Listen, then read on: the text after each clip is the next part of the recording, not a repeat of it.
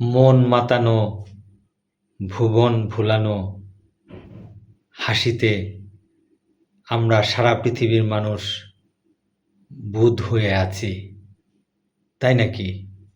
জি, যে চিত্রটি আমাদের চোখের সামনে সবসময় আমাদের মনের অগোচরে আমাদের আকর্ষিত করে, সেই চিত্রটির নাম হচ্ছে লিওনার্দো দা ভিঞ্চির আঁকা মোনালিসা চিত্র। বন্ধুরা, গঙ্গার ইট থেকে আমি আছি আপনাদের সাথে। লিওনার্দো যে সময়ে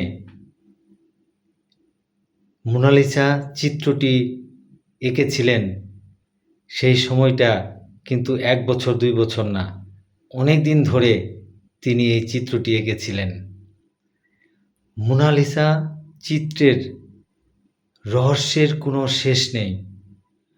মোনালিসার হাসি, চাহনি, ঠোঁট, মুখ, বেনি এবং কি ভ্রু নিয়ে রহস্যের কোনো শেষ নেই। আজকে আমার আলোচনার বিষয় হচ্ছে মোনালিসার ভ্রু রহস্য। অনেকেই বলে থাকে মোনালিসার তো ভ্রু নেই, তাহলে মোনালিসা কি প্লাগ করত? জি না, মোনালিসা প্লাগ করত না। লিওনার্দো দা ভিঞ্চি যে সময়ে মোনালিসা চিত্রকর্মটি আঁকেন, সে সময়ে ফ্রান্স, ইতালি ও ইউরোপের অন্যান্য দেশে একটি ফ্যাশন চলছিল।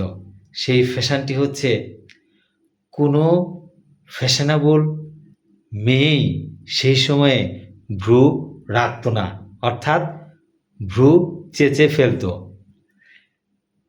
সেই জন্য লিওনার্দো দা ভিঞ্চি যখন মোনালিসা চিত্রকর্মটি আঁকেন, তখন তিনি সঙ্গত কারণেই ওই চিত্রকর্মটির ভিতরে মোনালিসার ভ্রু দেননি।